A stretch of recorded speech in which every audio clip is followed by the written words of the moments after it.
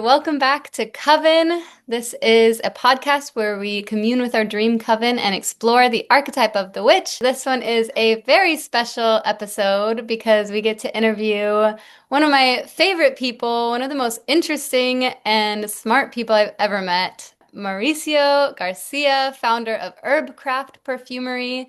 He's an animistic perfumer, aromatherapist, witch, co-founder of the Mountain Butterfly Collective, and co-founder of the Coalition of Sustainable Perfumery. Welcome, Mauricio. Hi, thank you for having me. That was like the nicest introduction I've ever had. So Oh, we're off to a great start.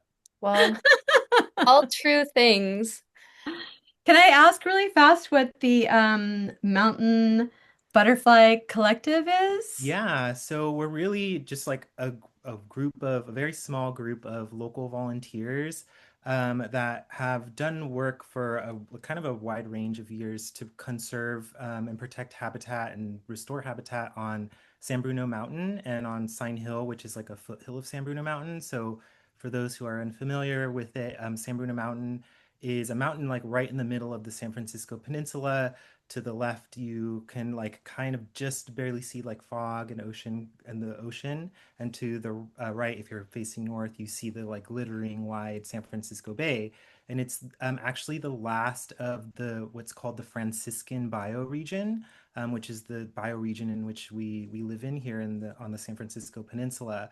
And there are all kinds of species that lived here: coyotes and hawks and butterflies and raccoons, and a number of them are endangered, and the last places that they live are like habitats on the mountain. And so, fortunately, it's protected by a habitat conservation plan that was the first of its kind that inspired and actually informed and was the framework for many other conservation plans, pretty much all the conservation plans that exist in the United States now, including like Mount Diablo and some really famous national parks. And so what we do is volunteer to restore habitat through just like, weeding and seeding and planting, but also to raise awareness of like contemporary threats to the mountain that exist. Like there are efforts to turn the Guadalupe Quarry into a data center or some kind of like manufacturing plant, and the like words out of the proponents' mouths are to turn that part of the mountain into Silicon Valley 2.0. And like it sounds like it could be an economically beneficial to the community, but what does that mean to bring that energy, like I'm just going to say techno-fascism, into the heart of the last of this bioregion? Like it's kind of wild and really energetically a huge deal to me. And so I've gotten together with these folks to spread awareness and to advocate for stewardship of the mountain. And part of that includes like the creation of some new fragrances that we're launching to fundraise for conservation projects, but also just like, going to the city council town halls and like asking our questions and making sure that our concerns are known. So So sick. yeah, that's it. That's what we are and who we are. That's amazing. Um, that's so needed right now. I feel like that's a really cool thing to be involved with. Important thing to be involved with. Yeah, it keeps me sane. It makes me feel less powerless. It's so much of everything, feels out of our hands, I'm sure collectively. And, things like that still kind of can feel really daunting. But the fact that we have actually reduced the size and the scope of the project from like this like million plus square foot, 8-story high, like insane project to something that is like significantly smaller and is meant to just be kind of an industrial park. And they're like part of the marketing is that they're supposedly protecting land and funding for conservation, but the reality is that they're digging roads through priority 1 and 2 butterfly habitat. And so it's like the it's a still a positive that we can positively influence these types of things just through advocacy. Hmm. Amazing. So if anybody wanted to join up, they could just go to, is there like a Yeah, you can find us at mountainbutterfly.org. It's Sick. pretty simple to remember. mountainbutterfly.org? And there's a newsletter that you can sign up for. There's petitions that are linked to other local organizations like the San Bruno Mountain Watch, who we work with. and the Sierra Club. We work with a local chapter specifically for this project. So it's, it has a lot of support, and we can use, the mountain can use all of the support that she can get. Awesome. That's Thank a you for really asking. good taste for who Mauricio is and Yeah, I what guess it is, right? Exactly. a little like preview intro to what this episode is going to be all about. If you're listening and you're interested, you should definitely get involved, look it up. Mhm. Um, this is going to be a really fun episode because Mauricio is actually the perfumer that Coco and I are working with Planets Perfumes, our fragrance line that we've talked about a couple times, that is going to be launched in May.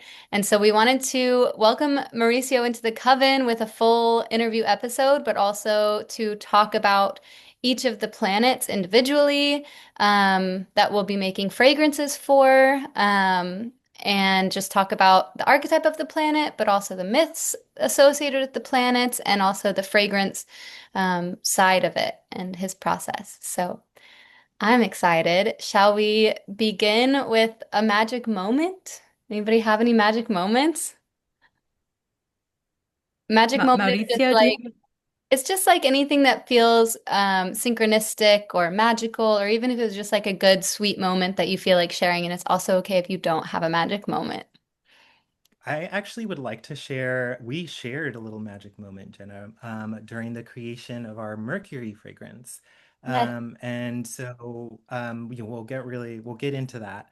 But on one of the kind of big days for the preparation of the fragrances for launch, it was, of course, a Wednesday, to bring in Mercury's energies, particularly, spicily, I suppose, especially these days and weeks that we're recording this. Um, but there are quite a few ravens and crows, and it's really cool and amazing. And I love that they live here, but they don't really like to hang out in my backyard too much. I feel like maybe that space belongs to other things. But there's one particularly huge, massive raven that was like perched atop, like literally above me on my roof, which I can access from my backyard, or not the roof, but my room. And it was there like the time during the time that I was working on the Mercury fragrance, and I like popped out for some air and to greet the sun, because of course I did it in the morning.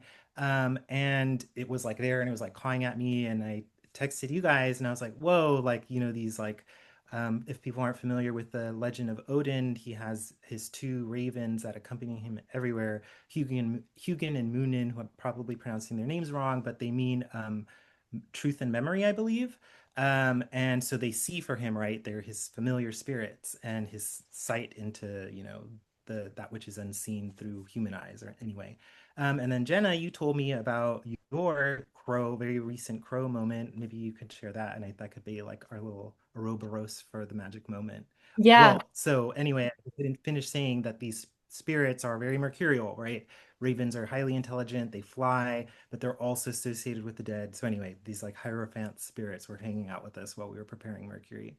Yeah. Yeah. That was so wild to hear because I got that text from you as I was having a pretty profound experience with ravens as well. I've always wanted to be friends with the ravens or crows in the city because they're everywhere, but I've just never really haven't yet formed a bond. And I was a little bit out of the city and just was in this place where there were like it was at this like horse ranch randomly for something else, but there were ravens everywhere. And I know that they like shiny things. And I was like, okay, I don't have any food and I know I'm not really supposed to feed them because I don't want to like harm anybody, but I had a little coin and I was like, I feel like maybe this guy will like this shiny coin. And I just placed it on a little fence post. And I mean, because he was just like staring at me as I was talking to him, and I was like, I have something for you here. And I don't know, felt like came over and picked up the coin. And at first I was nervous because I was like, oh no, is he gonna like choke on this? Did I just like do something horrible? But he just picked it up and flew over, and I watched him go somewhere and like kind of bury it in the grass. And then a little bit later, he came back and flew onto the fence post and had like a whole tuft of horse hair fluff and was just like shaking it around and then like placed it on the ground in front of me. So it felt like a little exchange moment. And it was really That's sweet. pretty amazing. And then horse, like for the year of the horse, and like Yeah, just, true. this kind of horse energy that's moving right now. Wow, cool. Hmm. That's super Yeah. special. And Coco did. money is very mercurial, so Yeah, that's a good point too. Coco, did you have any that you wanted to share? It's okay if you Um, Honestly, my magic moment was getting those text messages from you guys. I was like, whoa, whoa. So don't. yeah, Yeah, that was your guys' moment was my magic moment too. it was. sick. All right, well, should we dive into Mauricio's chart? Also, Mauricio, you are technically the first like male identifying, mask identifying person that we've invited into the coven. So Ah, well, it's an honor. Thank you. Thank you very much. I This is not the first time I've been woven into a mostly female space, and we'll actually talk about that place in a couple of moments, but it's an honor to be able to join your coven and to just be a guest even to meet all of you through this oh, digital portal. sorry, there's a Welcome. We're so happy to have you. Thank you. yes, there's a motorcycle right outside the window now. Apologies if you heard that. But yeah, we're very happy to have you. You absolutely. Mercury retrograde. Hmm. In Thank Pisces. you. I did think it was funny that we decided to record all of our season 4 during the Mercury retrograde. But I saw something We'll Yeah, see recently. how it goes. I saw something recently, somebody saying that she likes to do most new projects or most projects in a Mercury retrograde because she takes it as the energy of whatever you begin now will come back throughout your life, will return over and over again. So we'll take it as that. oh, I like that. I mean, it is very right underworldy, internal, the like sowing of the seeds and dreaming right things into existence in this like we're in this like dream spaces in between underworld time frame really intensely, but Hmm. through a variety of celestial bodies, but still, yeah, we're planting seeds and then we're gonna watch them bloom. Yes. Exactly. Okay. I'm gonna go ahead and share my screen and get Mauricio's chart pulled up. Can everybody see? Yes. It's me. Amazing. All right. Okay. So you are obviously quite familiar with your chart. Um, I think, I guess we can sort of reference it with you and talk about how these themes, ask you how these themes have kind of shown up in your chart. And Sure. I can start by pointing out something that stands out to me, and ask you about it. You are obviously a Taurus rising, very Venusian. We talk about your relationship to Venus a lot. You have Jupiter there and your sun. And then being ruled by Venus, your Venus is obviously in Gemini in your second house. I'm curious how you feel with the but so you also have that Jupiter opposing Pluto, which is like intense. Like that is That's what I wanted to ask about.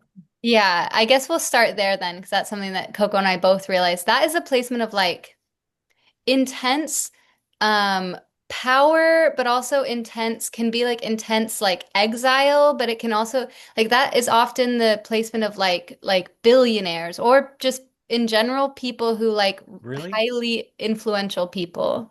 Yeah. And obviously you are um not a billionaire. no, I don't want to be a billionaire.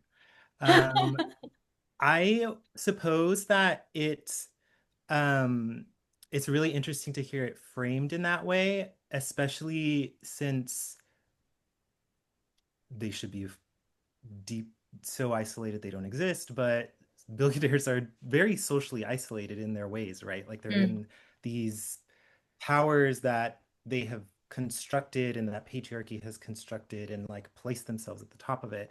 For me, it's um felt more like um with that like Plutonian seventh house, I feel as though it's been more about, I like don't want to necessarily use the word sacrifice, but sort of sacrifices around personal relationships or the like I am very when I'm into something, I'm really, really into something. And I feel as though I know we touched on like on the like Venus and the planets in my second house and their kind of relationship to my first house with Taurus being the rulership. It feels as though I have focused like a great deal on learning the things that I want to know and learning how to do the things I want to be able to do. And that has really shaped me socially as well. I mean, it could also be this really beautiful um, pattern that I have that really the people that I become close to, the people that I find like the both of you are really, really intense, powerful people with really big personalities. And I like love that. I adore that. I resonate with that. I, you know, people can be quiet, people can be whatever they want to be, but the people I've always connected with have always been really intense people. And those connections have, really lasted throughout my life. And usually when I know, I know. And we also kind of talked a little bit about that too. But I'm not sure if that exactly answers your question, but it feels as though I've kind of sacrificed a normal social life and world and existence in order to like be, I guess, this version of myself, or at least like in the pursuit of embodying the things that draw me to my those aspects of my chart or those aspects of my life or my existence. I don't know if that was a convoluted answer. Sorry. No, that makes a lot of sense. That definitely answered the question. And I think the fact that it's Pluto in your seventh house, and you're talking about being drawn to very intense types of people and relationships that just, and it's like very like focused, Hmm. which Jupiter is very expansive, and so is Pluto, I guess. But the two of them oppose, and in the first and seventh house does sort of feel like instead of being so expansive, it just feels like being intensely focused, like zeroed in on things. That Almost does like, happen, and that is kind of the way that my life is. There, I my poor friends can tell you that there's a lot of like, okay, like if I'm going to do this or am I going to do this? Am I going to do this or am I going to do this? Because of how much like work I have going on. And I mean, the work, it's like work now means like this kind of like money making or like professional, I guess it has this professional meaning, but when I think of the work, I'm kind of thinking of the work as like a spiritual work or like the great work that one might devote themselves to. And so, part of our work together is a part of that work. And so it all feels like everything I do is a part of that, even though I might be the only person that like sees that or understands how that is. I'm giggling because you have this stellium in your ninth house. You have Neptune, Saturn, Uranus. Because typically when I hear work, I think of like either the sixth house and or Capricorn and or Saturn. And so I was like looking, and there's like nothing in your sixth house, but then I was like, there's Capricorn and the ninth house. So the way that you described, what you're doing for work felt very revolutionary, which you have Uranus there, and this, tight conjunction with Saturn, revolutionary, bringing what you are envisioning into the material world, but it's very spiritual, and you have Neptune right there, which is spirituality, and it is and they're opposing your Venus in mhm. Gemini, which rules your first house, rules your rising sign and your sun. And so yeah, it's just I love like listening to people responding to questions when we talk about their charts, because their response is always, there are so many key words that are like present in their chart. So That's super yeah. cool. My Gemini Yeah. loves that. Yeah, yeah. Yeah, it is interesting. Your chart is so spot on to the work that you do and how you explain yourself.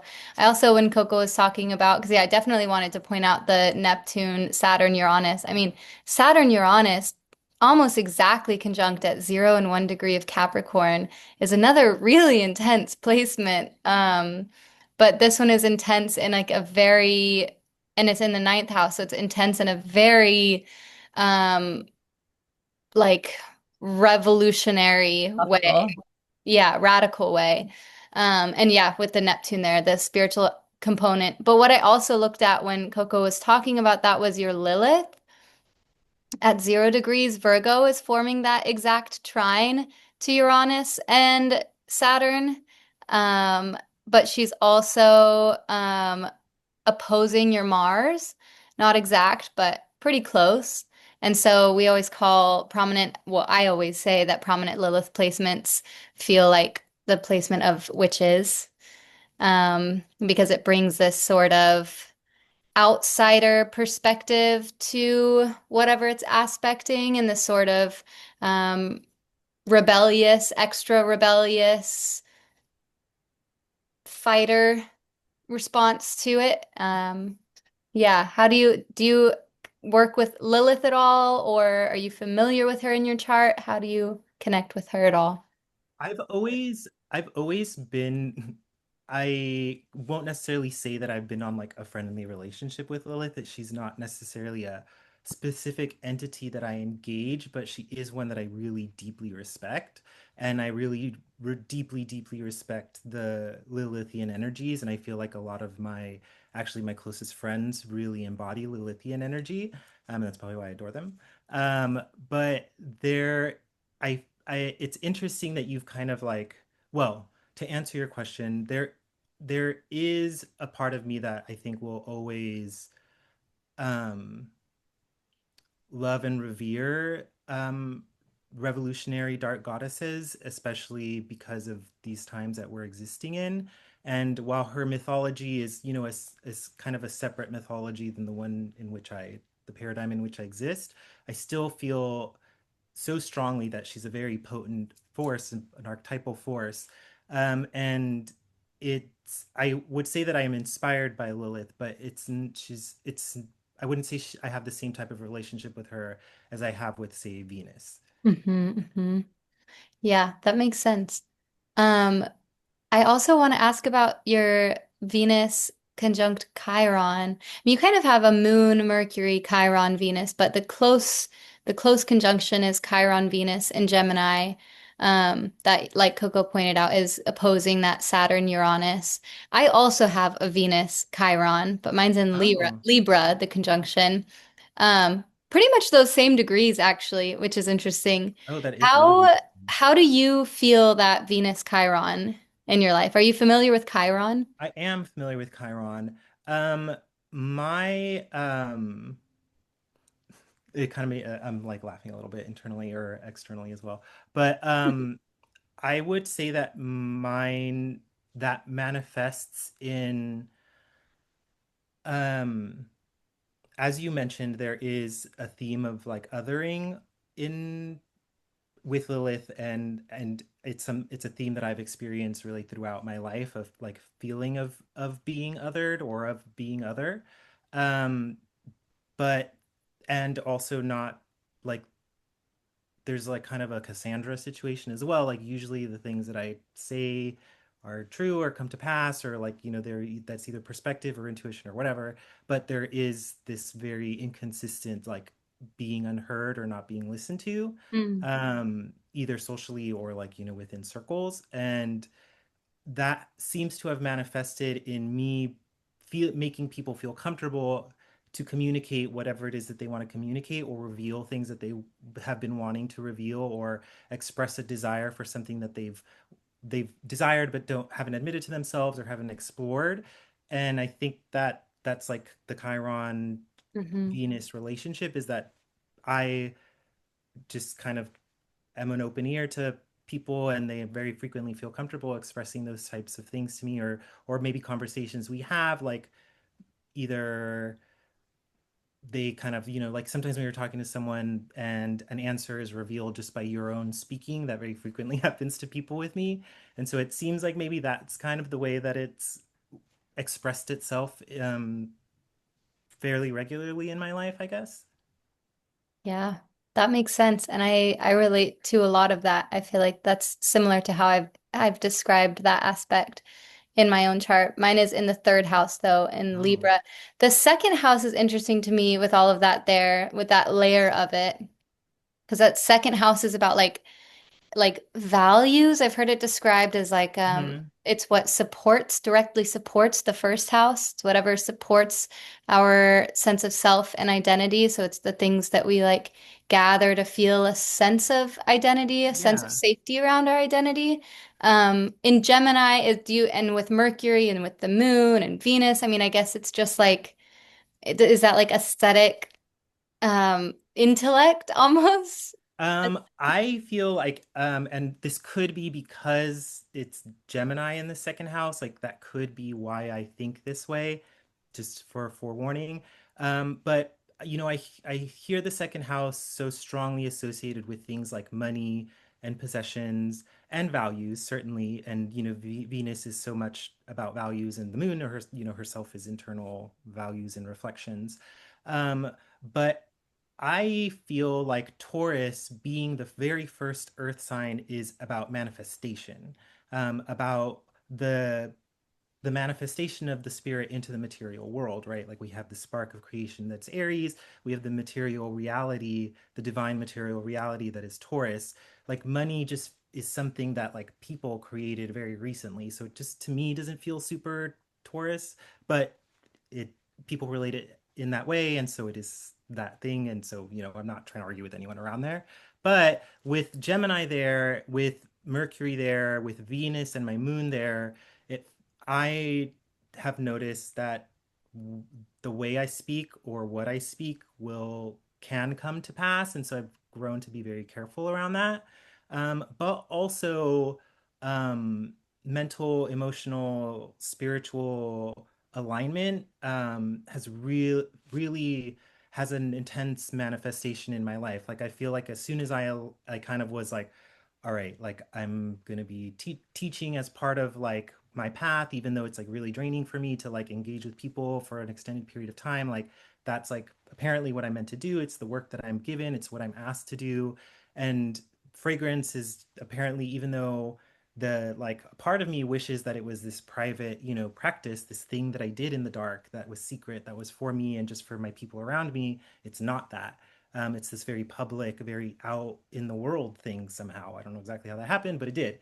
And so as soon as I kind of accepted those things and aligned myself with it or with them, just things really like definitely like in terms of like money and security, like things lined up and fell into place. And so there was this comfort, second house, that came from aligning myself. I don't know again if that answered your question in a convoluted way, but that's like how I feel about it. Yeah. Your moon is in the second house too, so when you say comfort, that makes perfect sense. Hmm. And as you were talking, I was giggling again because you were talking about teaching and what you would want to teach. And I don't know about you, Jenna, but I always associate like professors with the ninth house as well. Yeah, yeah, totally. And Saturn I've often associated with one's life's work. And so Saturn in the ninth house is super professor teacher vibes, which I actually also have Saturn in the ninth house at zero Oh, degrees. oh Um, wow. as I'm looking at your chart, I'm like, we do have a lot of similar placements Yeah, actually. no wonder we get along so well. Uh-huh. Um, Coco, is there anything else that you wanted to point out or talk about or ask about? Yeah, I just had one last question for you. Your Mars in Aquarius in the 10th house. How do you experience that? Because I mean, Aquarius, I don't know. I like, when I think about you, I think about like, uh Taurus energy, sensuality, and then also like the Gemini energy. But how does your Mars in Aquarius show up for you in the 10th house? I think it shows up in kind of two ways. One of them, actually, I think I really kind of sort of draws upon the energies that you described, the like Taurian energy and the Gemini, the Taurian, like, I'm gonna have to explain it as like thunder or like lightning. It feels as though I kind of like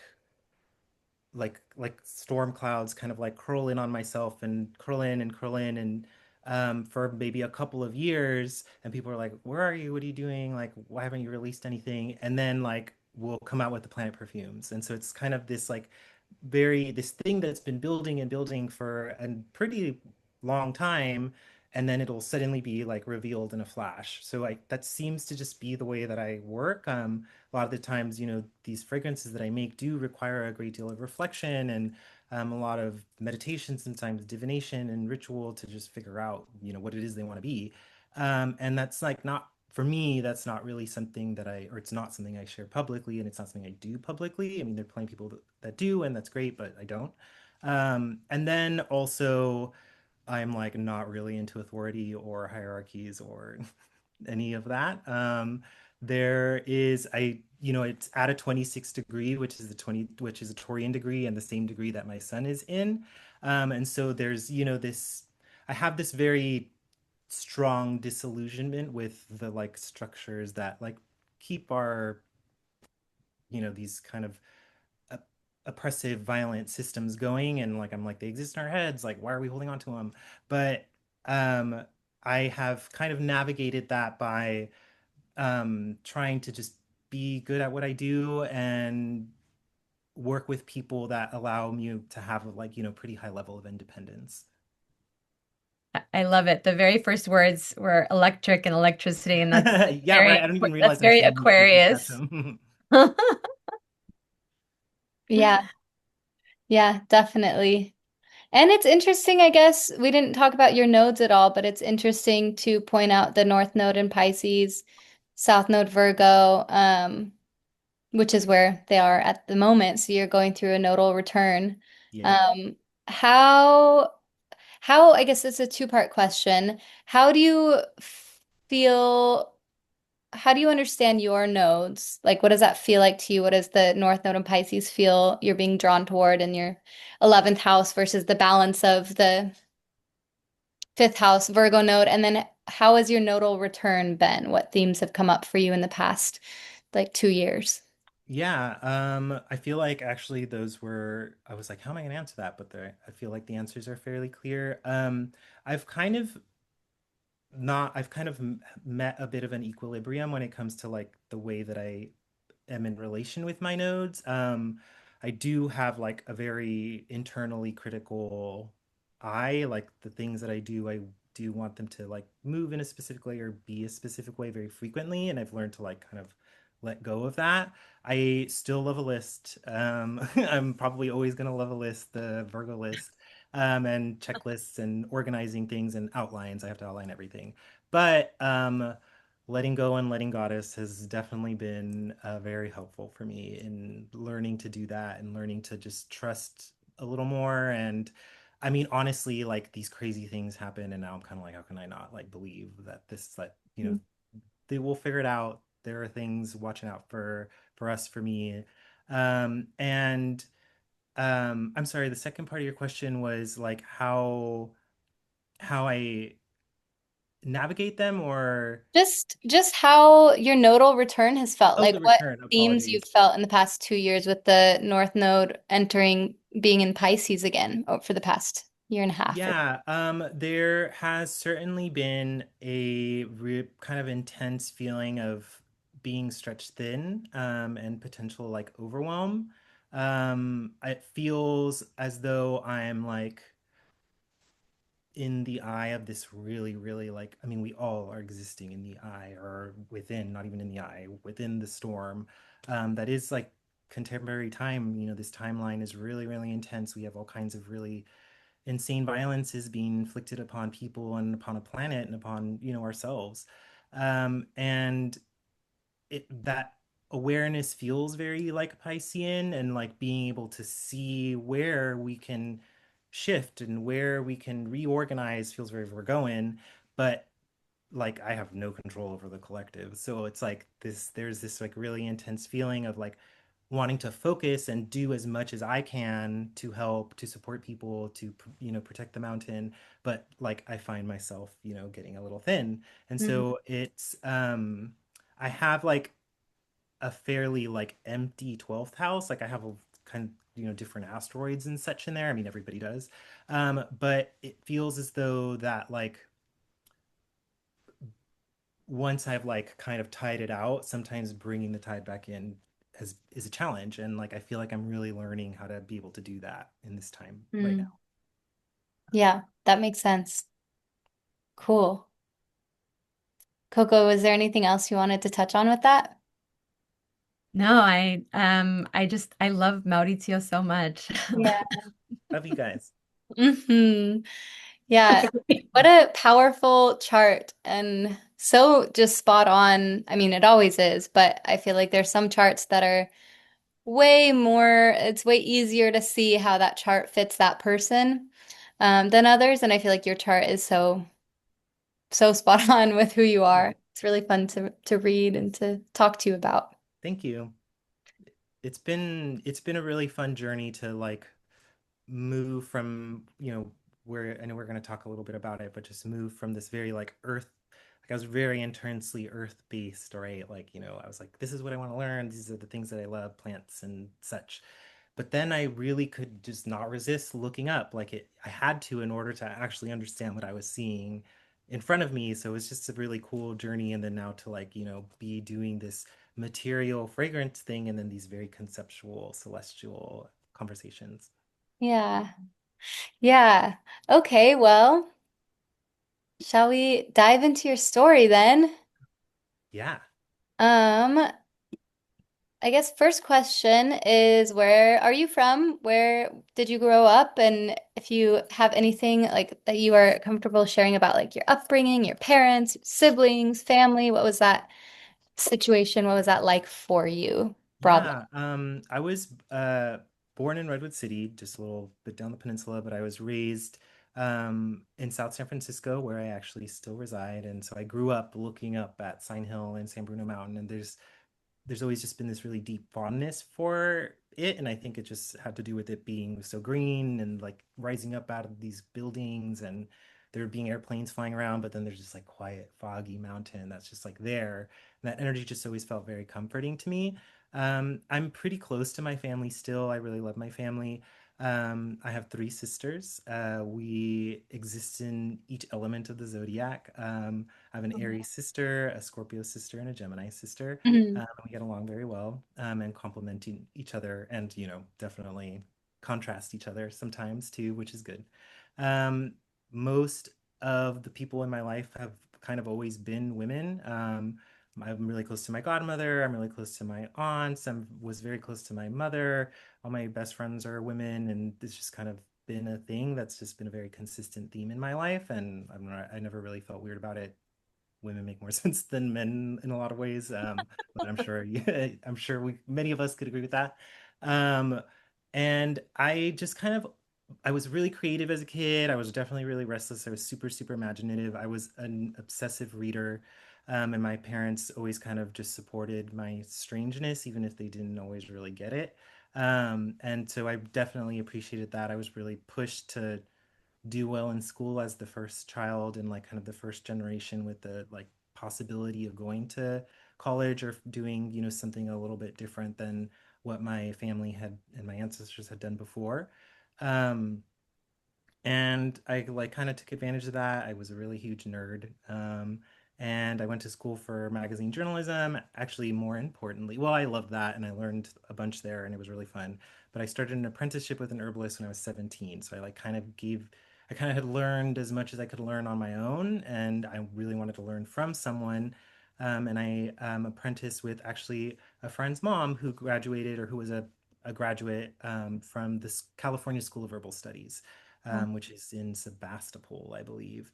And quite a few of my friends are also graduates, herbalists from that program, and they've taught many herbalists that have now written books and now teach others.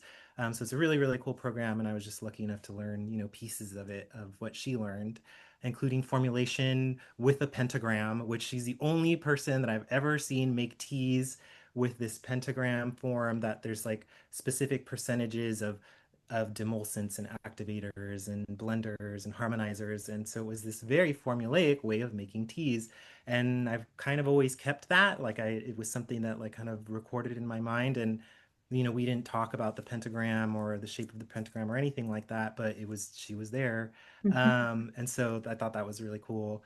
But yeah, I mean, as a kid, I guess I was just kind of like a spooky little nerd that, you know, was obsessed with the things that he was really into. That makes a lot of sense.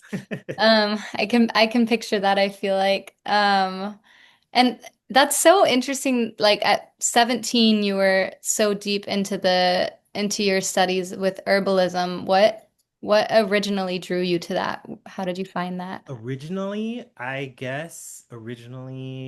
actually probably can. Well, okay, maybe there are multiple origins.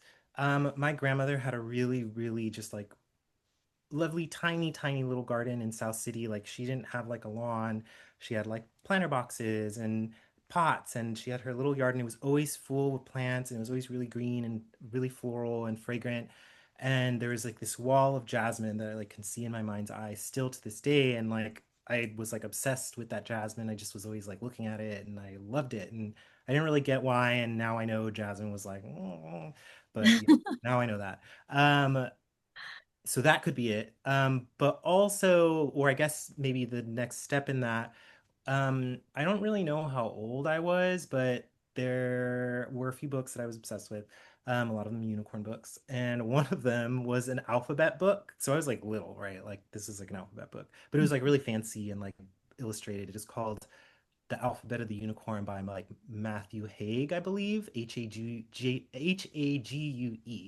It might not be Hague, but I think that's how you pronounce Hague. So Matthew Hague. And it in the back, at the very back of the book, there is this index of flowers. And like it was like I was like, what is this to my mom? And she's like, oh, here we go. And it was an index of, different flowers like iris and lily and their magical properties. And like I just remembered that forever, and I was like, oh, plants are magic. And so I think that's like where that started, whenever that moment was at the Orange Park Library. That's so cool. And I just like I love just picturing like child Mauricio having so many questions Oh yeah, about I everything. tortured everybody. It was, yeah. I But started speaking also, before when I was like 11 months old, apparently. So yeah. wow. Also, though, your memory and capacity to retain knowledge is insane. It's so immense. The fact that you can remember the title of that book and the author and how it's spelled, his last I name, like know I don't remember everything. I'm sure there are plenty of things that I've been like, oh shit, I was supposed to do that. But yeah, this type of stuff I will usually remember. yeah, I feel like Mercury and Gemini. Coco, are you the one who talks about Mercury in the second house with memory, or was that somebody else? Oh. That was not me. I feel like I remember hearing, I don't remember where I heard this or read this, but I feel like I remember hearing an association with Mercury in the second house and memory. Or maybe in the first house, but either way, I your guess memory that is makes great. sense. I was pretty like I did this is gonna sound so weird, and I don't really know how to explain it, but I did conceptualize like time and memories as like material things as a child. Mm. And I would like put them away to reference them again later. And I don't know if that was just like a memory thing that I like developed. But yeah, I did have a strange relationship with like memory and time as a child. And I think maybe that was a way of retaining things potentially. That's so cool. What was like your spiritual upbringing and when did you come into witchcraft or like plant botanical spirits, that kind of work? Um, I actually I wasn't gonna answer this question the like or I had kind of forgotten about this, but now that I've remembered it, I'm gonna like tell you. So I grew up Catholic, like my family was pretty Catholic. Um The witchiest They're of like all. now I think it's cool. Or sorry, were you saying Oh, I something? just said the witchiest of all Oh the. yeah, right, for real. Like they, transmuting blood and to wine into blood and bread into flesh. Like, I mean, it's pretty cool. But yeah, I grew up really Catholic. My dad was super Catholic. My grandparents were really Catholic. My mom kind of made us go to like catechism, and I was like, why? Why is it like that? Like, that doesn't sound right. And so yeah, I was probably I kind of like, well, the like shutting down of the questions at an early age turned me into like a very introverted person. So I, wasn't always asking questions into my later childhood. I was just trying to find the answers on my own. But I was just like not into it. It was just like so strict and just Aquarius Mars, baby Aquario was not into it. And I was into magic and the idea of magic, right? And so when I was like I remember being in the kids section of the library across. So there's kind of two libraries. I was really lucky as a kid. There's two libraries. There's one on Orange, which is up the street from the park, and then one right next to our church. And sometimes like we would get to go, or I would get to go to the library after church or, whatever, and pick out a book. That was like my reward for sitting through it. And so I was in this kids section and I was like, there's not really anything in here anymore. And so I would like go to the adult section and eventually I found the adult section, like the occult section. And there was like, like books on like magic or black magic or cults or whatever, and it was like all supposed to like scare you and be evil and dark. And I was old enough to still have my parents voices in my head that Diosito is watching you, that Catholic guilt, God is always watching, make sure he can punish you for any little thing.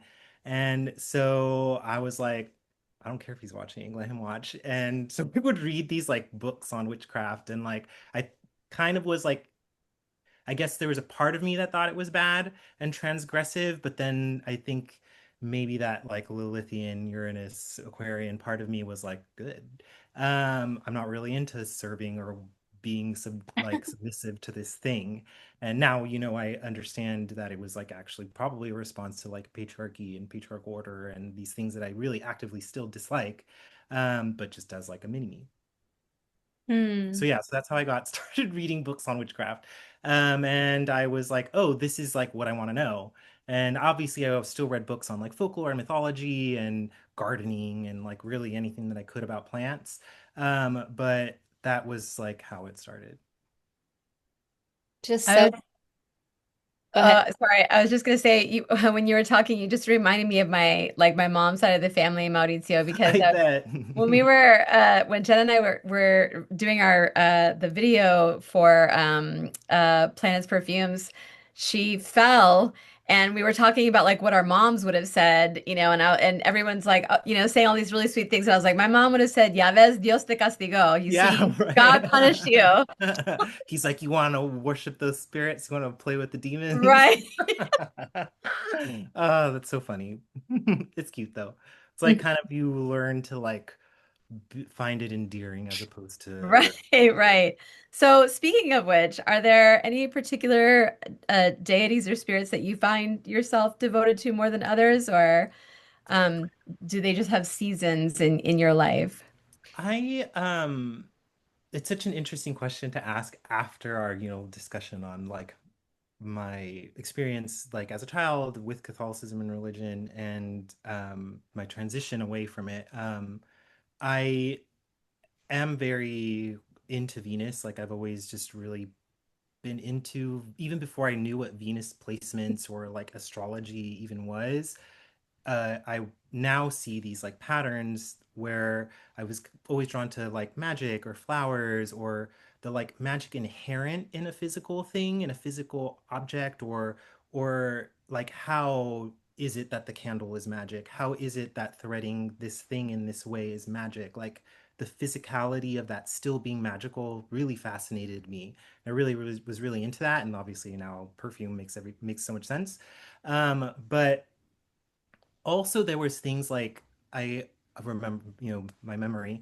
I remember being really into the pentagram and like, it was like bad, evil, right? Like I was like probably like 14 or 15, and people recognize it as this like evil symbol, my family especially. And I was like looking at this necklace at the flea market because like my grandma liked to go to the flea market to like get plants and like just go hang out, the San Jose flea market. So we went and I was looking at it and she's like, "Do you like that?" And I was like, "Oh, it's okay. Like, don't worry about it." And so then she bought it for me and she gave it to me. So my grandmother, my Aw. abuelita, who all introduced me to flowers, who's like just the sweetest being in the world to me, gave me my first pentagram. Mm. And like the explanations that I read for like the elements and stuff in these like old and new occult texts just like didn't make sense to me. I was like, but where's the symbol come from? Like, why is it that shape? Why is it the star shape? Just because it's a star? Like, now we know, or now I know, or have learned that it's by connecting the 5 points that Venus creates in her geocentric orbit around the sun as she creates the ever blooming rose of heaven. And so I'm like, okay, well, that makes sense. And then Mhm. like, as a kid, when I went to Mexico, I was really obsessed with like Quetzalcoatl and Xolotl and like those mythologies and specifically those spirits. And now I know that he was Venus to the Aztec and to Mesoamericans. And so there's just these like layers. But interestingly, I do have kind of some relations with other spirits, like, and I feel the two that I'm called to mention. One is actually is a Mesoamerican deity, Tlazolteotl, which is who is like the fertile earth. She's like the mud from which like creation comes. She is like the sin eater, so she's like the earth that eats and purifies sin. And her shape, her traditional statue is a woman giving birth. And my dad was a garbage man, so he like that's like what how I went to school, how like my family has what we have, and so there's this really interesting relationship between like decay and waste and the creation of new things. And he found like a Virgen statue. I think she was like Virgen Fatima or like a white robed virgin, and he like brought her home, and she was there on our mantle. And when he passed away, I was like really, really called to like paint her and like decorate her. And so I ended up painting her like very green, the way the Virgen de Guadalupe is, but her robes, her internal robes were like pink and black and white. And like I painted like clouds inside and the night sky and the ocean. And like when she was done, I was like, oh, is this like the cosmic mother Mary? I guess so. And so like my mom has her, and it's was kind of this really interesting coming to full circle for this like spirit that my grandmother really, prayed to and trusted and was devoted to, who was like, very intensely transcribed by patriarchy into this, other being or this other figure, even though like rosaries and goddesses and mothers are so much older than patriarchy. And so that is like kind of a spirit. I'm not like I don't really have a name for her, but that was an interesting spirit that just kind of came to mind and is still, part of our lives after that conversation about the my childhood. So cool. That's Yeah. fascinating. What was the other one? So it's Fossil Theodol and this kind of cosmic mother goddess. Oh, those. There is also like kind of this like land sovereignty energy that I engage with. I think really mostly through my conservation work. Like that is the energy that I'm trying to honor or like kind of want to honor. Um, she could possibly be conceptualized as like the Morrigan, but I'm not really trying to like synchronize a deity of a far off land with spirits of this one. And the reason that I say her name is because she's been a very consistent theme. Like I was really into her as a kid, and like as a teenager, and then as an adult, she would show up in like divinations. And so like a friend of mine, Devin, was giving me a reading and he was like mid spread and he's like, all right, hold on. Like the Morrigan has a message for you. And she like pulled out this special dice and this special book of divination that he had devoted for her and like did an inter divination just Uh-huh. to impart this message. So there's also this energy of land sovereignty that I engage with. So cool. That's so I was gonna say this earlier and I forgot, but your Chiron Venus conjunction, I feel like also I was thinking about like all of your work with conservation and volunteer work and I just forgot to bring it up, but I was just kind of noticing that you do a lot of like healing of Mother Earth and the land. I try. Well, it keeps me sane. But I guess it's also like it does really frustrate me that um it's true and people should care about animals. Like we need to protect animals, all animals, including bees, and bugs. But people have a harder time kind of conceptualizing plants as beings. I mean, that once again, patriarchy and all these systems of like not wanting to acknowledge either actively demonizing the planet and the wild for centuries and then now just like refusing to acknowledge its own sovereignty. It's like, that animals have intelligences and they love and fear, and if a crow can throw a funeral, then I'm sure it can fall in love. Like what else is grief if not love? And so yeah, I feel like maybe there is also this element, like I'm not like the voice for the voiceless, like I'm, but I do want to do things for them, and I do feel like they're frequently ignored, or, well, I do think they're actively ignored by patriarchal society, but, not necessarily by us or those, with whom we associate. Hmm. Everything you say is just so endlessly fascinating. I love getting into these conversations with you because it's just like bars after bars after bars. I told you, I'm like, sometimes I don't remember what I said. I just get possessed. I just go in. Well, we kind of skipped over this at the very beginning, but I guess it's a good moment to come back to it now. So, with all of that like herbalism background and like spiritual background, what led you to fragrances specifically? When did you first come into fragrances?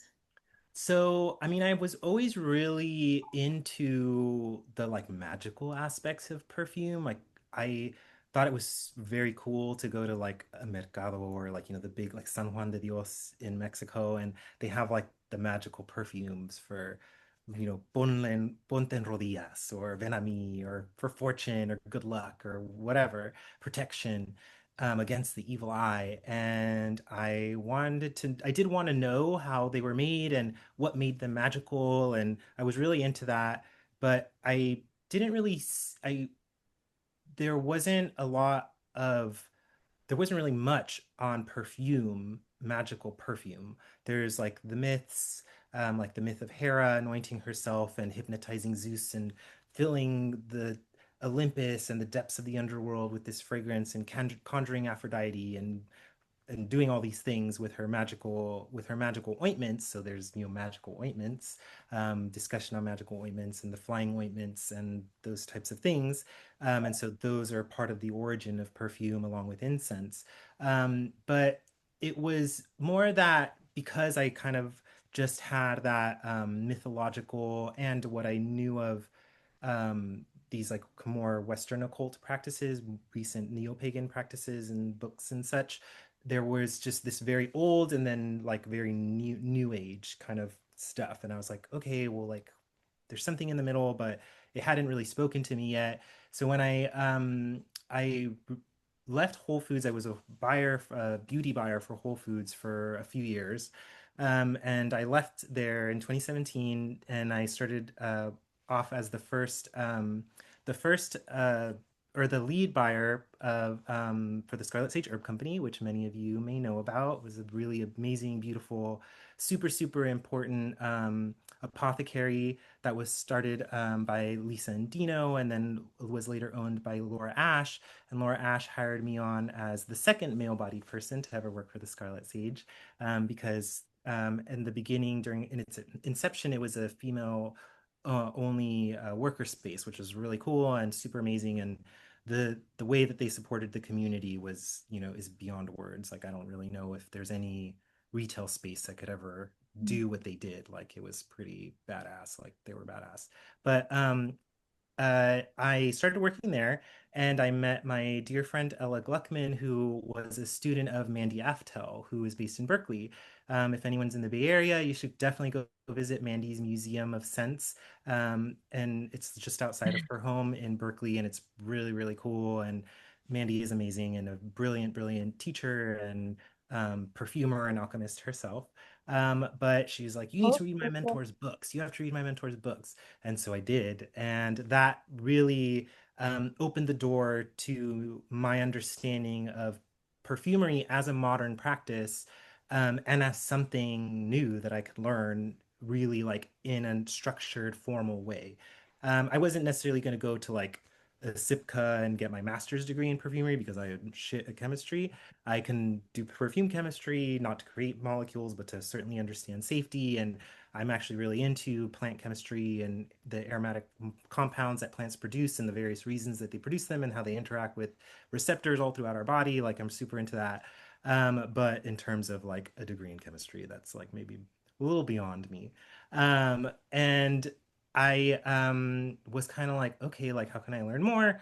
And I introduced myself to Antonio Cole, who's the owner of Tiger Lily Perfumery, which is now called the Ministry of Scent. But when it was called Tiger Lily, I introduced myself to Antonia and brought some perfumes that I had um, worked on since having read Mandy's books, like, some months prior. And they were Demonica and Hypnotica, two perfumes that I still stock and sell. And we just got along really, really well. And I started working there on weekends. So I was working 7 days a week, 5 days at the Scarlet Sage, 2 days at Tiger Lily Perfumery to just try to learn whatever it is that I could about the world of fragrance. Like what does it entail? How are things made? Like where are these materials coming from? Like all of those things. And I was fortunate enough to meet her business partner, Inika Ruland, who is a pioneering American independent perfumer. She, along with a group of other women like Yosh Hahn and Sarah Horowitz and Dawn Spencer Hurwitz and Mandy Aftel, revolutionized perfumery around 20, 25 years ago, when they began to release perfumer-led independent fragrance lines here on the West Coast. And that really changed the game in terms of perfume. Now there are many of us who are independent perfumers. European brands are copying what we're doing over here. So it's pretty cool. We're definitely, on the edge of fragrance, revolution and transformation. And I was very grateful to be able to kind of learn by doing with Inika as a pseudo mentor boss. We did fragrance development together, and so I was a natural perfumer, and I learned about how to work with aroma chemicals and how to utilize them, and my techniques expanded, and I learned a great deal during the time that we were doing fragrance development together. Yeah, that's such a cool story. That's the first time I've really heard all of that. Yeah, and Um, it's thanks to the Scarlet Sage. That was the first place I bought my first witch book. When the first one I owned, it was the Grimoire of the Green Witch by Anne Moira when I was 15 or 16. I took Bart, and cool. that was the book I bought. And full circle because Mandy is our first episode of this season. We interviewed Mandy. Yes, Thanks to you. You introduced us. she's so wonderful. She's amazing. We love Mandy. Mandy's the best. She changed my world perspective. Oh, cool. She's really, really cool. Yeah, what a sick human being. Yeah, and love Ministry of Scent. And that I feel like that is also what well, Ministry of Scent is what introduced me into the world of fragrances. Kind of actually, your friend Ashley is what introduced me to fragrances by listening. I heard her on a podcast talking about it and did a deep dive, and she talked about Ministry of Scent. So then when I moved to San Francisco, one of the first places I wanted to visit was Ministry of Scent. And it just was like Disneyland to me. It was so fun to just get to be immersed. I never even knew that there was a world of like niche independent perfumes, and it's a really, really magical craft. Right? Yeah. It's a really, really neat world. And I mean, Ashley herself is a very brilliant perfumer. Her Mezcal Chocolat smells like scent, being caught by the scent of incense smoke out of an old church, like a misa just ended, and you're in Mexico City drinking like café de olla or hot chocolate specifically, or mezcal, because there's definitely a mezcal note in her fragrance Mezcal Chocolat. She's brilliant. It's really good. Wow. I want to jump around a little bit from there to one of the later questions that I had, but I think it just flows after this. What like you were talking about how you were a natural perfumer and then you learned how to work with perfume chemicals. What's sort of like your um, ethos with perfume creation, fragrance creation? What's your process more or less without like giving away your Yeah. special secret? I am like I think most witches or people who are interested in the poison path. Paracelsus is sola dosis facit venenum, the dose makes the poison, is very important to understand. I am a mixed media perfumer. I work with natural materials and man-made materials, human-made materials, because there are a lot of brilliant women scientists that are working on really cool, revolutionary, regenerative, and sustainable products. It's pretty awesome. And the reason for that is because of sustainability. I adore plants. I love them. We would not have perfume without them. We wouldn't have anything without them. Um, and I really deeply revere them. And I feel like there really isn't any, they're like being able to work with these super precious concentrated rose and jasmine and osmanthus is like a great honor to be able to work with these materials and to access them and to know about them. But also, I feel like it's deeply important for us to be able to live alongside these species and perpetuate them into the future. Vanilla and frankincense and atlas cedar and oud are some of the most popular notes and materials used in fragrance, and they're endangered. They are endangered species due to human, well, we can say man-made processes and systems. And I I specifically do not work with endangered species in my perfumery, in my public perfumery, or really in my private perfumery. Sometimes people will gift me something, and maybe like, this tiny little vial of oud that my friend Kara gave me when I first started working with fragrance. Like someone may need a little bit of that energy, or maybe someone, gifted me a vanilla extract from Mexico and a project that I'm doing for someone or an offering that I'm creating for a spirit calls for that or just feels appropriate for that, then I will use it. But in terms of like production, like I don't work with endangered species. I utilize reconstructions. So we do have the knowledge and the technique to recreate the sense of endangered species, and also to like create new sense of species that don't exist or once existed long ago, if we have the information, the scientific information of the types of chemicals that they emitted while they were alive, or when they're in the wild. um, I also, as much as I wish I could work with plants all the time, understand that this is actually probably a really useful fact for you guys who are listening in. While many um, fragrance materials, aroma chemicals are produced from petrochemical byproducts, I think it's a very interesting number or an interesting thing that we're definitely not destroying the planet to make perfume. Like we're not doing that. But about or less than 0.5% of fossil fuel byproducts become fragrance products. So about point, so like less than 0.5% of these fossil fuel byproducts, so these things left over from major fossil fuel products, are turned into candles, are turned into perfume, are turned into body washes, are turned into unnecessarily scented toilet paper, are turned into Febreze, are turned into unnecessarily scented garbage bags. So those scents, even though they are fossil products, which are themselves, ancient beings that were alive millions of years ago, they're turned into plastic, but they are not themselves plastic, which I think is kind of a very important thing to know, because it people treat synthetic materials as though they're these like super Frankensteiny, like demonic things, and they're like molecules that are identical to those produced by plants, and they're produced by these like, basically, well, what I'm saying is that our perfumes are either produced by recently killed materials, aka plants, or long ago dead plants Hmm. and materials and beings. And so perfume cannot exist without life. Like it is a way in which we honor life. It's certainly originally the way in which we honored the dead and the unseen. But it's also like my ethos is that we all deserve a living planet, including fragrant species, aromatic species, and other species, pollinators, human beings depend on these aromatic species in order to exist in the world, either for food or because, these economic systems that have been imposed upon them. So yeah, that's my ethos.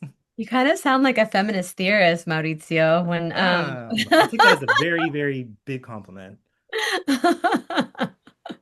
It's true. Beautiful. Yeah, Absolutely true. beautiful answer. And that is, I think that's just that demonstrates, illustrates why I was so excited and am still so excited and feel so honored and grateful to be able to work with you on this project because Thank you. um yeah, I wouldn't want to work with anybody else. Aw, Genuinely. the feeling's mutual. Oh.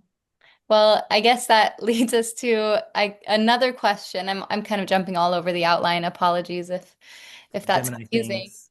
Heavy Gemini Um, placements, Gemini Mercury retrograde, like yeah, it'll go how it's it all goes. over the place. But yeah, so when we're working on this fragrance line together, um, what what drew you to this project, the Planets Perfumes? I also want to talk about like your experience with astrology and your relationship to archetypes, but I guess first, what drew you to want to work on this project? Well, when we first met, like in person, I definitely had one of those Jupiter Pluto moments, I guess, where I was like, oh, I like her. I'm like the energy's right. Um, and when you were telling me about it, it just felt like something that I had always kind of been interested in doing and really thought about, and reflected upon, like, how might these energies be expressed in a fragrance or be manifested through a fragrance, or how could I make an offering to this, this energy or this entity or spirit or deity or planet or star or however you want to think of them. Um, and so when you asked me, I was like, oh, okay, like this is an opportunity to see how this project would go. I really liked your energy, and that just on its own is kind of a big part of a yes, where I'm like, okay, this is a moment of alignment. And also there was like the slight egotistical part of me that was like, do you really want to see someone else do this? And maybe, maybe that was like something being like, and so it was really just kind of, it felt like something I was supposed to do. Oh, yeah, it definitely feels like the perfect sort of yeah, the perfect project for you. And no, somebody else is not supposed to do it. No, yeah, we're a dream team. Mhm. Um, so then that would, I guess, bring me to my question of how archetypes in astrology, I guess, let's first talk about, because I also want to talk about the archetype of the witch. So maybe let's start there, because obviously this is Okay. a podcast based on the archetype of the witch, which is something that you are quite familiar with, and I feel like you have a rich supply of knowledge and wisdom here. How would you What do you feel archetypes are? What do they feel like to you? And then what do you feel is the archetype of the witch? Okay.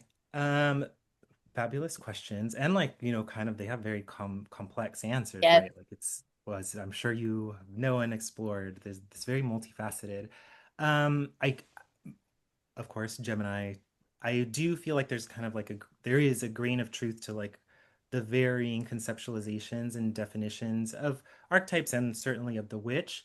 But I feel as though I have grown to think of archetypes as vessels.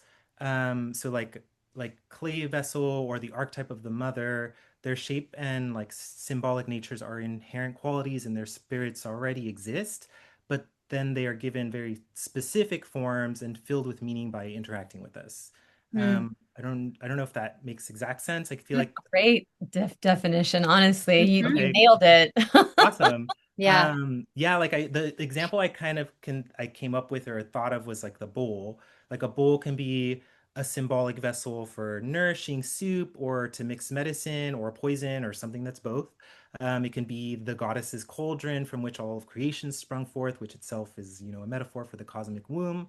And in like, reality, it's all of those things at the same time. And we can engage with that symbol of the bowl or with bowls and either call those energies forth consciously or subconsciously. And then I also think that it's kind of like fun and interesting to think about archetypes like like the mother as being older than human, right? Like beings were mothers before there were human beings.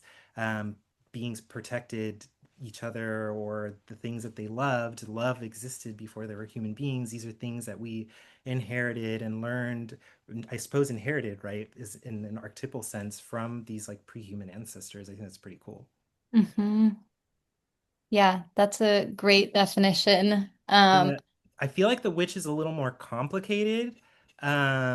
So I kind of hope you guys bear with my explanation. I feel like I was kind of granted a really um, great experience to have a multi-layered perspective on witchcraft from work on the witch and witchcraft, but we're speaking on the witch from actually working at the Scarlet Sage, from interacting with our customers, with our teachers, with my friends slash coworkers, and they really kind of helped me understand the way in which the archetype of the witch has evolved into from something that was demonized and like originally constructed slash reconstructed by patriarchy to like an identity archetype that's rightfully being claimed feministically as like a spiritual being of the earth, of the goddess, of the cosmos. And I think that's like really, really, really, really deeply needed right now.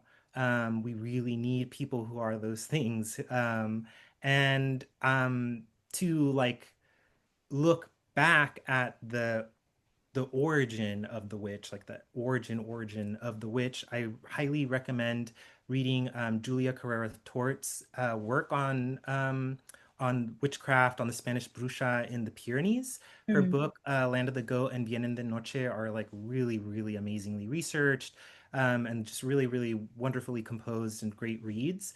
In them, she reveals how the first law against witchcraft wasn't about actually persecuting a magical tradition. It wasn't about punishing or demonizing medicine makers. It was actually about flying in the night with night spirits that were called bruxas or other things in other lands or other communities.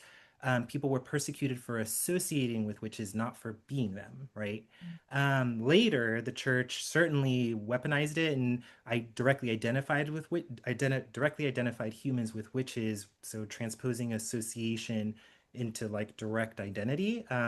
And then the associations with healing, with sorcery, with poisoning, with love magic, that all was kind of layered on by the church through additional prejudices and persecutions.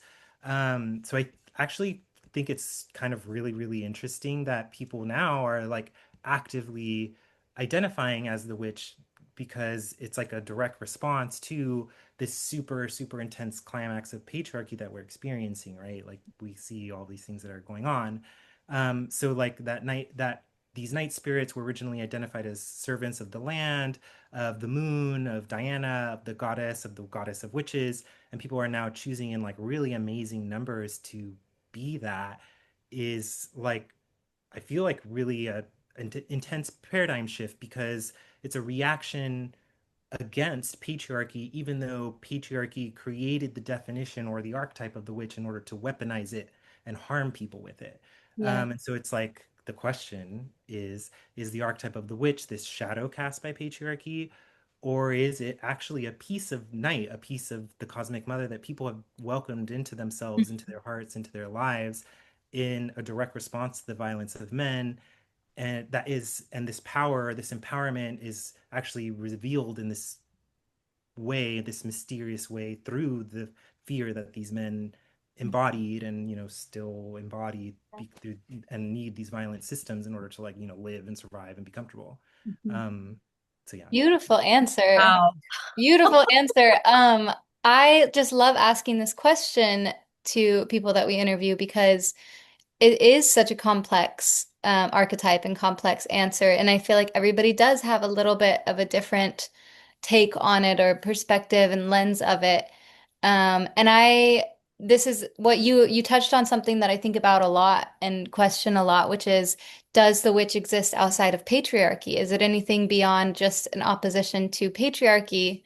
And I really like your take that it is this connection to the mother goddess energy, this like the night energy. Yeah, it's such a it is interesting, right? Because in a way, the witch is this like delicious, not to quote the goat in the witch, but it's this delicious identity to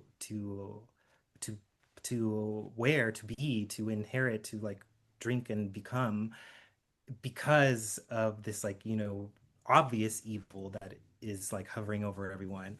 But at the same time, it is totally, absolutely, I believe, a reality, and or not even a reality, a fact. Well, facts are reality in their ways, but we know that there have always been people in communities that are more sensitive to spirits, to healing, to disturbances or imbalances, to the other world, to the dead, to the land, and that people like us played roles in society, but patriarchal society explicitly, like, destroyed the graves, destroyed the groves. There, we're not supposed to exist. We're supposed to be something else. We're supposed to reinvent ourselves or squeeze ourselves into little boxes. And so, like, the very oldest chemist that we have on record, which includes like her formulas, is Taputi Betekalim, this high priestess. She was a slave of patriarchy. This was during the age of Mesopotamia. So obviously, if you think of the like legend of Gilgamesh and how he like killed the guardian of the forest and did all this shitty stuff to Inanna and like stole her crown and stole her throne and chopped down the world tree to build his whatever, her wedding bed. Like all of these like patriarchal myths that justified the like subjugation of the natural world. In that world, it was still women specifically that had the power to call the gods, to speak to the gods. And so it was women that were creating these perfumes and incenses. And her, to this day, she is the oldest, she created the oldest chemical formula, the oldest treaty on science that we have available. Is this high priestess to the goddess Inanna, who was the highest court perfumer in that time, in that time. And so there have always like women have always been magical. And unfortunately now we have all these lenses and filters and such that people are forced to exist in, or are that, or maybe even now we need those lenses to see our own reflection, right? To see each other or ourselves for who we really are. Yeah, I mean, I don't really know the answer to that. I would say before, because if witches are spirits of the night, then the fuck yeah, they're older than patriarchy. But, as human beings, that's like a more complicated question or an answer. Yeah. I Have, love how layered your answers are, Mauricio, because it's kind of like what I was talking with you about, Jenna, about this a spiral. It's not linear. Your yeah. thinking is Yeah, no. definitely not linear. It's very much complex and like and I'm like understanding more and more that your Pluto placement. Uh-huh. Oh yeah. Yeah. Yeah, because you're like the way that you describe everything, it's somehow you're able to beautifully weave even digging in the mud when you describe that sounds beautiful. I don't know how else to It is explain it. beautiful. Thanks to Venus. We're all, we all get to live in this really weird, sensual, and like, these patterns, they're simultaneously like terrifying because they're so big and so broad, but also like, you know, thanks Mercury, thanks, ourselves, our ancestors, we can like look at them and it's like, I don't know, I think that's pretty cool. Yeah. Yeah, there's so many questions that I feel like I want to ask you, and we're already like way over time, but that's I okay. bet, sorry. We're no, it's okay. We have long episodes. I feel like the interview episodes often go long, and it's fine. I definitely don't want to cut it short. But I'm trying to like decide a direction to go because I have a question that I want to ask, but it's gonna tangent us a little bit. Um, I but like I'm just gonna tangents. ask it Okay. because I want to. Um, so you're talking about Venus and you're talking about fragrances and the witch, and I have a really strong connection to the archetype of beauty. And I find a lot of importance in aesthetics and in beauty, these very Venusian concepts. And I think that there's so much value in beauty that is often, I feel like, not taken as seriously of a value because it's seen as like shallow or vain or just not as important. And Mhm. I have a sneaking suspicion that you are aligned with me that it is quite important. Can you talk a little bit about that archetype of beauty and like the importance of aesthetics to you? Yeah, I actually have a I have a quote that I really really love and I have always kind of referred to.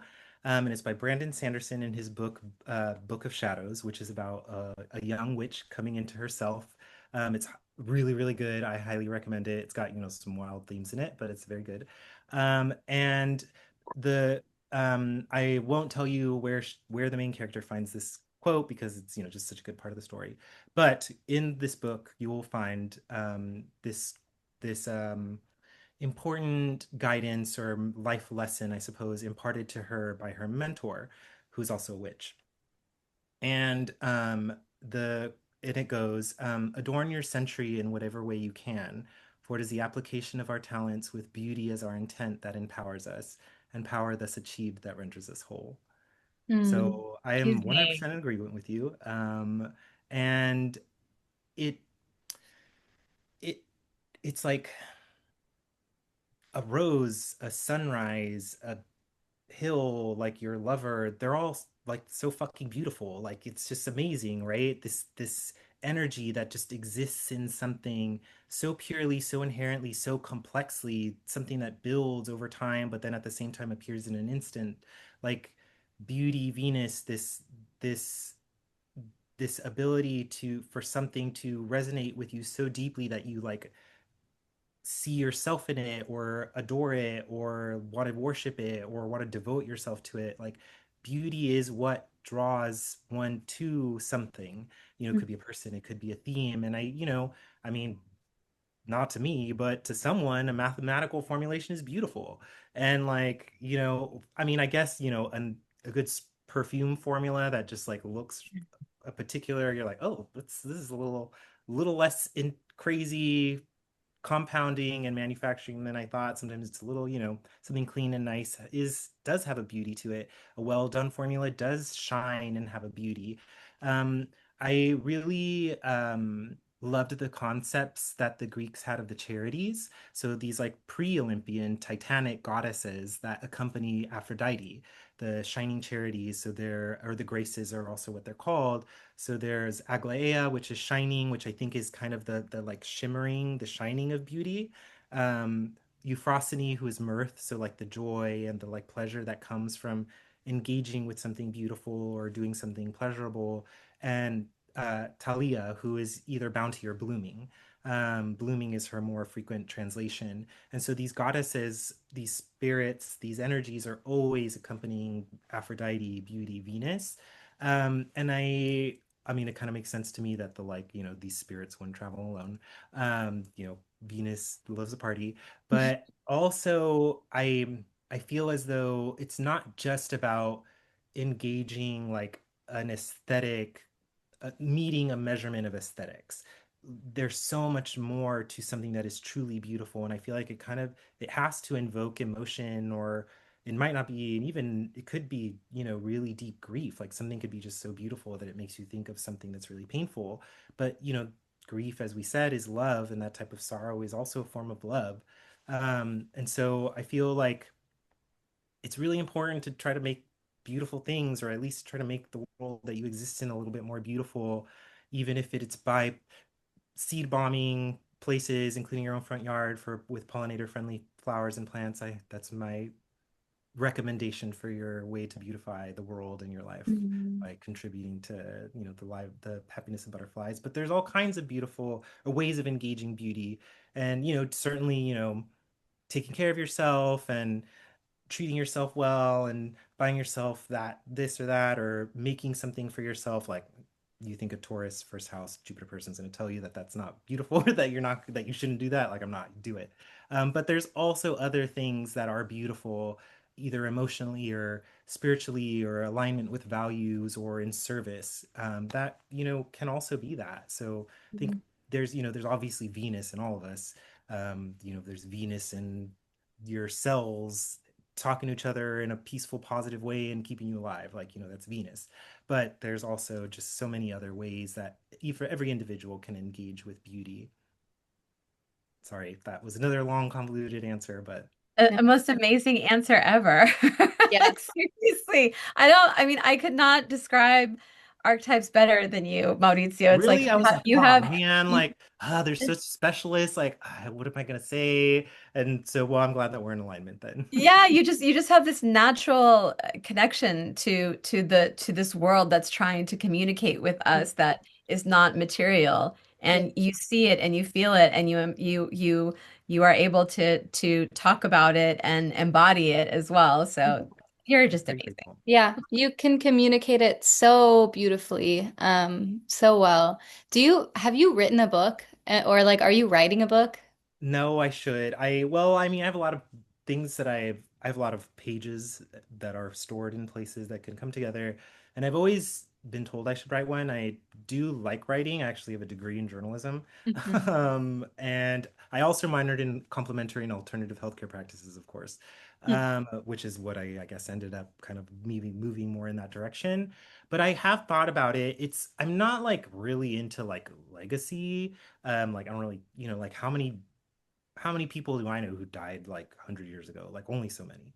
And so I'm more interested in like experiencing and like seeing people grow and evolve with me and alongside me, or being inspired by something someone says, or, doing some vice versa kind of exchange of energy. But I do think it would be really fun to make a beautiful book and like organize it and certainly write it. I do like writing. And so it's one of those things that's like maybe once the fragrance projects have kind of chilled and aligned and like those things are, and I'm maybe a little more kind of in a chill phase of life that I'll do. But I guess it's something, right? You never know what's gonna happen, so I guess maybe I should Yeah. start it. Yeah, I hear you with the legacy stuff and not wanting to like center yourself in any Yeah. particular way, but also I think you should write so many books. Just selfishly, I feel like the world needs your writing. Okay. If in that case, then okay, I'll do it.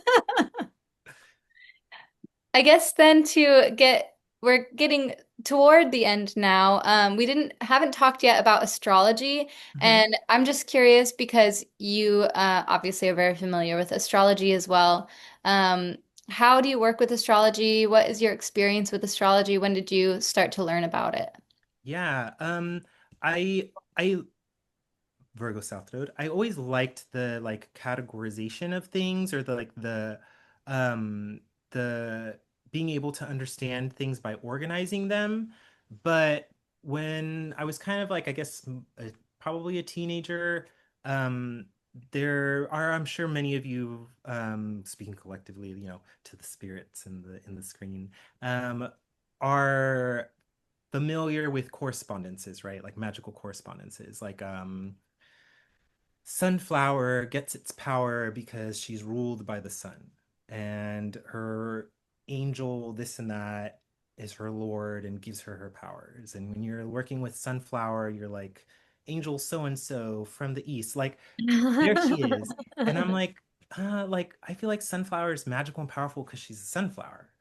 And so there was this kind of, later I learned about animism, actually, really, when in my complementary and alternative healthcare practices, I learned more deeply about currently existing animistic traditions and practices, and how contemporary doctors can, bridge communication and work with people instead of against them. And I thought that was really cool. And I hope that that's what doctors are doing. I mean, I don't, who knows, but I hope they learned about it, so they should be doing it. If I had to learn about it, they did, in our medical anthropology classes. And so I kind of, I didn't exactly feel that way about astrology, but I like couldn't necessarily grasp it. I was really into trees and plants and the earth and the dead and the underworld, and like that was like, I was like, that's my world, like the stars are up there. But then weirdly enough, I always paid attention to the cycles of the moon and the seasons, and so I did have an appreciation for that energy. And I, you know certainly different seasons within the year have different textures, and different stars in the sky certainly also have like different energetic textures, or way, there are different threads to be pulling and weaving. But I actually really became interested in astrology after a brief obsession with evolutionary biology, as weird as that is, which is like really microscopic, right? So I was reading the work of Lynn Margulis, who is considered like the mother of symbiotic evolutionary theory, which is very non-spiritual. Like she's like, the Earth's not a god, it's a system. She's a goddess.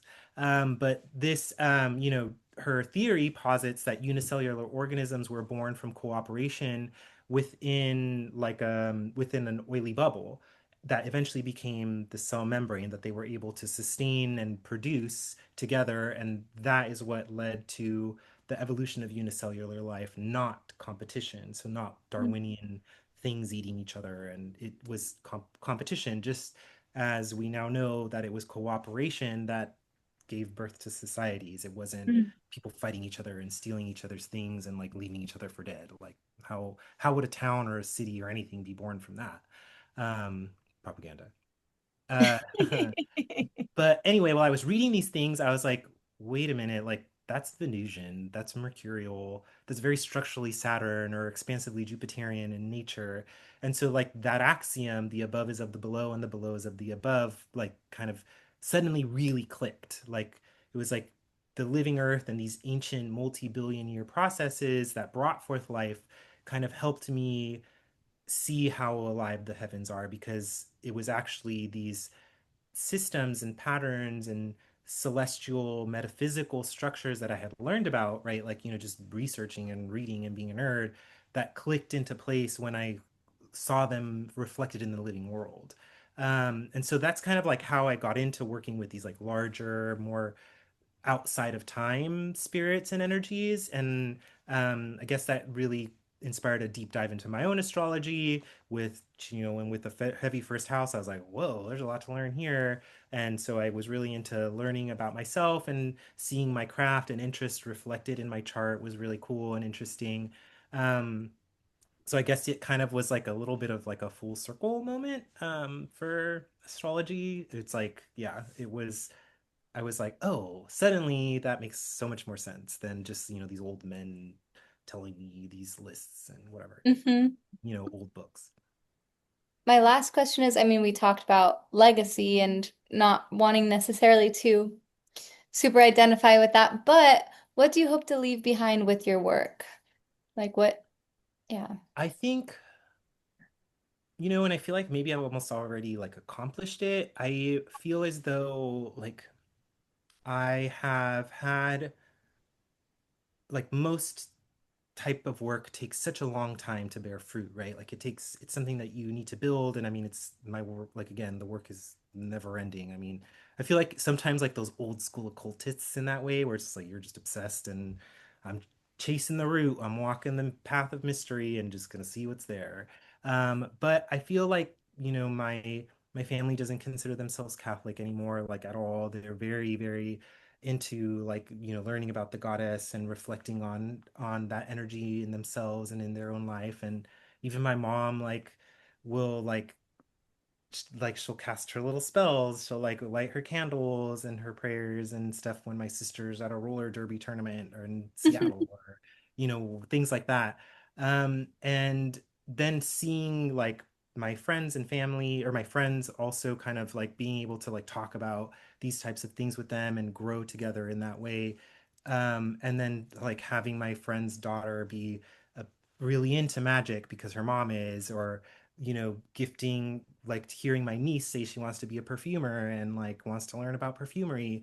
Like I'm like, okay, like that's like what the name of the game is. Like, it's not this, whatever moldering book that someone's like, oh, this guy who died how long ago wrote this. Like, it's, these living things that continue and continue to grow. And like, it's not like I think death is the end anyway, but it's, that I feel like, what we're doing, like, who knows how people are going to respond to the perfumes, and who knows what the perfumes are going to invoke in their lives. And we probably won't ever know, but maybe something. Mhm. I love that That's answer. Another that's my another answer. amazing answer. Yeah. Same. Just your cosmology and the way that you see the world and the way you move through the world is just so, so beautiful and so rich and important. And I just wish, yeah, I love that you're talking about it as like these little seeds that you're planting and leaving behind. And I just wish that there was more of you in the world. And Well, it I sounds think like that's people need to what's be happening. my first house and Aquarius things are going to say people, I wish people felt comfortable being who they are and like being themselves because, like everyone has their gifts, everyone has their inherent nature and also their evolution in this life. And it's, just a shame that, I was really encouraged to be weird. And, I met people like you guys who like don't mind that I'm like a little, a little crazy and so I just, yeah, more my wish would be that I let people would could just be themselves. And I mean, not if you're gonna be evil, but like, you know what I'm saying? Not of yourself as evil. That's Yeah, and like, unless it's like, like there's like, I don't know, like there is, there's a use for curses. There's a reason that we have curses, and there are people that deserve to be cursed. So, but there are Mhm. people who would say curses are only evil. So, Mhm. you know, Yeah, that would open a whole other can of worms of a discussion of like, what is it to be evil and is anybody inherently evil yeah, or right? Or are yeah. they possessed by these crazy archetype spirits and And like where I do mean, I think those it's come both. I from? Yeah. think it's a little bit of both, Yeah. honestly. Interesting. All right. A fun question towards the end is, do you have any favorite smells? I don't know if this is Oh like yeah. lifelong smells or just right now favorite smells. Yeah, I've always really, really loved like white flowers. I mentioned jasmine earlier. I love jasmine, especially the like pink jasmine and polyanthem. That was the species of jasmine that my grandmother grew. I also really love jasmine grandiflorum and jasmine sambac, who are the two species that we work with primarily in perfumery. Jasmine grandiflorum is a little more my style with the like greenery and the like wilted narcotic spice. Jasmine Sambach is very cool. She's a little more musky and tea-like and has like an ink note and is a part of our Mercury fragrance for that quality, which we'll talk about later. So yeah, definitely these like Venusian mercurial plants, tuberoses and narcissus. I'm really, really love narcissus and tuberose, and they're actually related to each other and related to the maguey. And so they're like agave species. In terms of scents, I really like aromatic scents and like green things. I really love botanical scents. There, I am a huge like nerd and obsessed with floral molecules. Like even when they just barely smell like nothing. Like I've had you guys smell hedione, which is methyl dihydrojasminate, and it's a jasmine hormone that plants produce to communicate with each other, but also to like ensnare pollinators. Like this is the material, the molecule that volumizes and creates radiance and fragrances and pull and floats all of those fragrant molecules in the summer night air. So this is like, part of jasmine's magic and snaring. And it's, a very ensnaring and enrapturing and enamoring and fascination. It's like, these are very, very old qualities that we know Jasmine has, but being able to like kind of understand a bit of why and how she does that, I just think is super cool. And so Jasmine is to me a very like very prominent ally when it comes to like learning my craft, and she's like taught me things like that like we talk about it in perfume but not necessarily in the way that plants use their aromatic molecules. So really kind of anything floral. I love like violet scented ionones. I like phenolic alcohols that smell like rose petals and honey. So yeah, I kind of really anything floral and botanical, but both natural and like crazy weird natural stuff, and then like very individual molecules. It's not even to say that they're modern because they're produced by plants, but it's cool to be able to engage and work with them, experiencing that and experience them in this like kind of very pure way. So sick. So sick.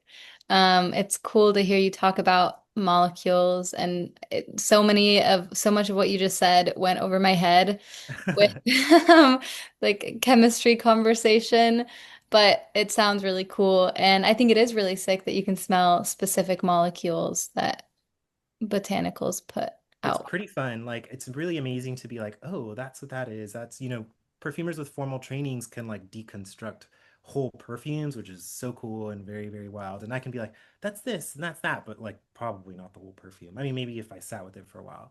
But with plants, it's like just very cool. I feel like they're like the original perfumers. Yeah. They're like, before we could before the brilliant Arab alchemists distilled rose oil, rose was being rose and producing rose molecules just by being rose. And so, like, I don't know, I just think that's really amazing. And it's cool that we get to like work with them and learn from them and do these, cool things like what we're doing. Yeah. Yeah. Well, toward the end, well, our last question is, do you personally identify with the archetype of the witch? Why or why not? That's such an interesting question once again. Um, there is so okay, I guess there's a tripart answer to this. I while there is not an while there is not an explicit exclusion of like maleness or the male from contemporary or modern um, illustrations or explanations of the archetype of the witch, I do feel as though it is inherently feminine. And that doesn't mean that it doesn't include men, obviously, because patriarchy is a whole system and is not a type of person, it's a Mm. evil. Um, but at the same time, there's the part of me that can't really forget the historical context of the witch being this night spirit. And so my answer, I think, is that those of us who engage with the witch do invite that energy into ourselves. And if we subsume that identity, then when we are a witch when we're doing witchcraft. Mm. Hmm. So we are, in this is a little bit easier to maybe conceptualized in spiritual or metaphysical systems like the ancient Mesoamerican ones where people understood that we have multiple spirits residing within us. There's specific spirits that live in specific organs and they're different for different people. And in some ways, astrology can reveal those things. But, I we are I this is a whole other conversation, more Mercury and Gemini, but I do believe that our minds are energetic fields as well, and certainly expand beyond our brains. And things can reside in them, right? Like spirits, entities, moods, emotions, illnesses, and part of so many spiritual practices, ancient ones at least, or well, I should say traditional ones, have techniques for clearing those fields and for working with those energies, or moving them through in a way, or inviting them into.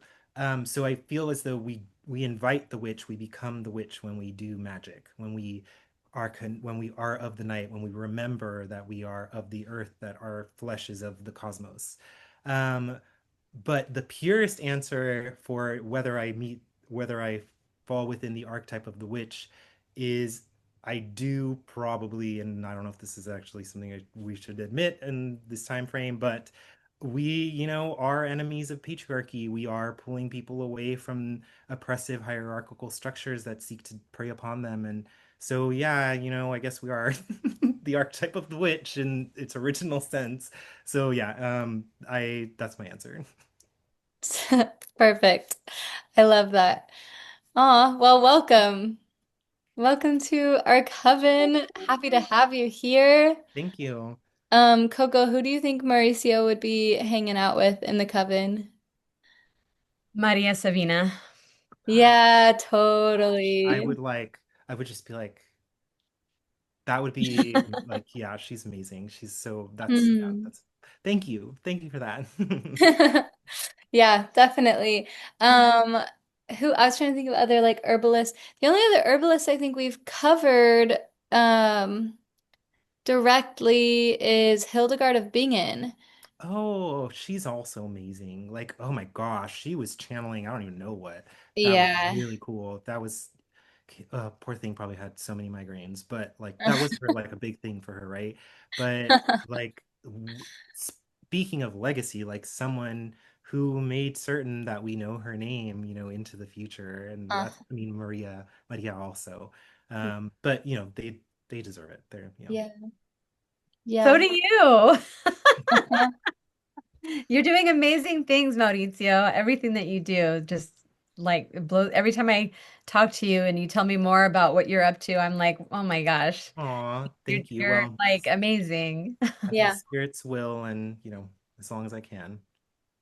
Yep. I second that. Coco, do you have any other questions for Mauricio? No, I think you covered it all. Awesome. This was really fun. I was so nervous, but you guys are so cool to talk to. So, You did a really good job. This is definitely one of my favorite episodes that we've done. This whole season has been just really solid, I feel like. I mean, With Mandy was a fabulous, good yeah. start. Like Yeah, Mandy was that was such a fun, yeah. incredible to interview, and the episodes that Coco and I did the other day were so fun, and this is such a wonderful episode too. I can't wait for the world to like I mean, you do a lot of like it seems like you do a lot of like podcast sort of speaking engagement. Yeah, I mean, I'm not like, can I be on your podcast? But like people will message me and will ask, and it's like I have been very lucky to be on these really cool, or just have these very cool conversations with Yeah. people. A variety of different, like there was even one was these they're like writers, story creators, and so they like will interview someone from a specific um trade, and so like um, one of their handles is the magical engineer and the other is ecofictologist. Mm. So those are their handles on YouTube. If you guys should definitely check them out. But I was introduced to them after I was on a podcast with a really wonderful astrologer named Moira, and she was on their podcast or their YouTube episodes, creating a whole world based upon her knowledge of the of astronomy. And so like she was like, scientifically accurate planets and like how people would live on those planets and all kinds of stuff like that. It was really cool.